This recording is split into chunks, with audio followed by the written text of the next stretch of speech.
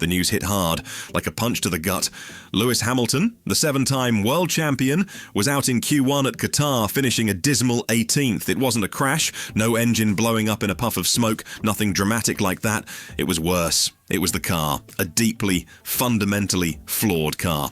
When Hamilton made the monumental switch to Ferrari, he wasn't signing up for back-of-the-grid struggles. He came for a championship, for that elusive 8th title. But here he was, staring down another early exit, and everyone was asking the same question. Was Ferrari's new car, the SF25, just a bad design? Or was this whole mess something deeper, something intentionally overlooked? This wasn't a one-off. Qatar marked the 3rd time in a row Hamilton had been knocked out in Q1, 3 times. That's not just bad luck, that's a pattern, a flashing red light screaming that something was seriously wrong. And it wasn't just his performance. The gap between him and his teammate Charles Leclerc in the exact same car was massive. We're talking 0.4 seconds. In Formula One terms, that's an abyss. It's not a small difference.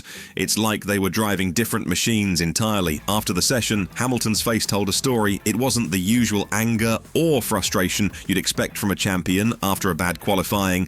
No, it was more like resignation, a quiet acceptance that hinted at a deeper, more systemic problem. He looked tired, not just from the heat, but from something else. He had been giving very specific feedback to the Ferrari engineers, detailed technical stuff about how the car felt, how it was handling. He talked about weird movements, a lack of stability, a feeling of unpredictability at the limit. But initially, his concerns were brushed aside. The engineers, relying on their data, told him everything was fine. Their telemetry didn't show anything out of the ordinary. The numbers on the screen looked good, so they figured it must be a setup issue. Or maybe Hamilton just wasn't quite gelling with the new car yet. It's easy to say that when the data backs you up, right? They had their fancy computers, their simulations, and they all said the SF25 was performing as expected. So when Hamilton kept saying something felt off, they essentially told him he was wrong. They didn't say it in so many words, of course, but that was the message. Everything is fine, Lewis. Just drive it. But Hamilton isn't just any driver. He's a legend. He knows what a good car feels like, and more importantly, he knows what a bad car feels like. And he knew, deep down, that this wasn't just a matter of getting used to it. There was something fundamentally wrong with the SF25, something the data wasn't picking up, and his quiet resignation spoke volumes about the growing tension within the team. He wasn't giving up, he was just recognizing that he had a much bigger battle on his hands than just the race itself. He had to convince his own team that their car was broken. Hamilton, however, wasn't about to let it go. He pushed, he insisted. He told the engineers to dig deeper, to look beyond the obvious metrics, to cross-reference unusual variables that might not normally be considered. He was relentless, not in an angry way, but with the calm, focused determination of someone who knows exactly what they're talking about, even if others don't see it yet. His persistence eventually led to a breakthrough, a discovery that sent a chill through the Ferrari garage. They found what could only be described as a ghost failure. It was a micro-oscillation in the front axle downforce, a fleeting anomaly that was so subtle and so quick that conventional telemetry, designed to pick up bigger, more sustained issues, simply missed it. The car wasn't losing overall downforce. It was losing aerodynamic grip in tiny, critical bursts precisely when Hamilton needed it most, during high-speed cornering. Imagine trying to thread a needle while someone keeps subtly nudging your hand. That's what Hamilton was experiencing. This wasn't a setup issue, it wasn't driver error.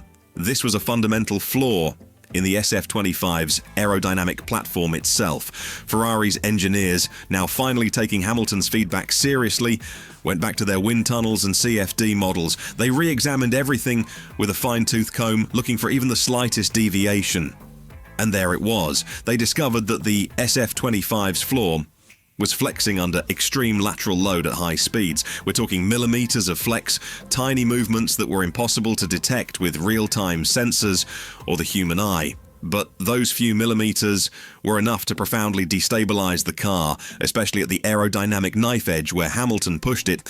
Hamilton had described it perfectly.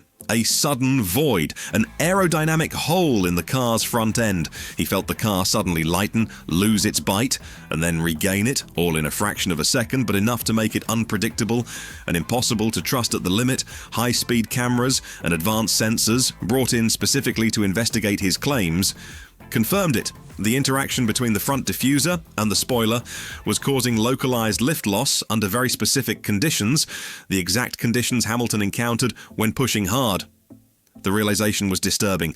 Hamilton's relentless insistence was not just helpful, it was crucial. Without his unique sensitivity and refusal to accept everything is fine, this flaw might have gone undetected for months, perhaps even the entire season. No one else at Ferrari, not even their advanced technology, would have found it. He had become Ferrari's most valuable diagnostic tool, highlighting a profound failure of their technology to detect a critical issue. This wasn't just a technical fault, it was a crisis of credibility for the entire engineering department. The response from Ferrari was swift once the truth was undeniable. They immediately froze all correlation programs, initiated an emergency audit of their design processes, and most importantly, ordered a complete redesign of the car's floor. The new floor wouldn't be ready for 3 more races, meaning Hamilton would have to continue wrestling with the flawed SF25 for a while longer. But at least now, they knew what they were fighting. The question remained, though, how could such a critical flaw have been missed in the first place? And what did this say about the team he had joined? The discovery of the flaw, while a relief in terms of understanding, shattered something far more fragile for Hamilton. His trust in the team and the project, it wasn't just a missed design error, it was worse. Internal reports, unearthed during Vassar's frantic internal audit post-Qatar, revealed a chilling truth. The rear suspension anomaly, which was intrinsically linked to the flaw's flexing behavior, had been flagged in design simulations back in Silverstone. Not just a minor note, but a significant concern. Engineers, under pressure to meet deadlines and stay under the FIA budget cap, had made a choice. They decided to conceal the issue. Redesigning the chassis would have meant significant costs and delays, potentially pushing them over the budget. Their strategy was cynical. Mask the problem with aggressive setup adjustments, hoping that the car's inherent speed would overcome the subtle flaw. And if a driver complained, well, they'd simply blame the driver for not adapting. When Hamilton, with his unparalleled feel for a car, consistently highlighted the issue, they dismissed him, effectively gaslighting one of the sport's greatest talents. Fred Vassar's discovery of this cover-up after Qatar was a turning point. The initial technical investigation quickly morphed into a full-blown internal probe.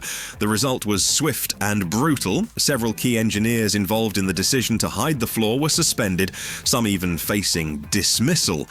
The attempted cover-up sent shockwaves through Maranello, collapsing what little trust remained within certain departments.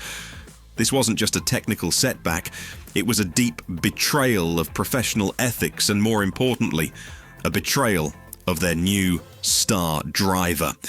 Now, with this ugly truth exposed, 3 potential scenarios lay ahead for Ferrari and Hamilton. First, the optimistic view. The car gets fixed, the new flaw arrives, Hamilton finds his rhythm, and the championship dream, though bruised, remains alive. He adapts, he pushes, and perhaps even uses this adversity to fuel a legendary comeback. Second, the pessimistic but realistic scenario. The SF25 remains inherently broken. The redesign helps, but the underlying philosophy is flawed. Hamilton's season becomes a frustrating, protracted struggle. His Ferrari legacy a cautionary tale of what could have been. He finishes his first year at Maranello looking over his shoulder, wondering if he made the wrong move. The third scenario, and perhaps the most uncomfortable one, was whispered in hushed tones. Ferrari might prioritize Charles Leclerc's feedback. The inconvenient truth was that the SF25, with its specific handling characteristics and aerodynamic quirks, was designed with Leclerc's driving style in mind. It fit him better. If the team continued to cater to Leclerc, Hamilton might find himself sidelined, his concerns secondary. This would force him to the painful realization that joining Ferrari might have been the biggest mistake of his career. The core question that lingered was about trust itself. Did Ferrari truly believe their simulations over the instincts of a 7-time world champion? Or was it a deliberate, calculated gamble that failed spectacularly, a gamble they tried to hide? The answer, now clear, was that it was a combination of arrogance and fear, leading to a deliberate deception. Can a driver of Hamilton's stature, a man who built his career on trust and collaboration, truly trust a team that demonstrably did not trust him? The upcoming races were no longer just about lap times or championship points. They were about Hamilton's belief.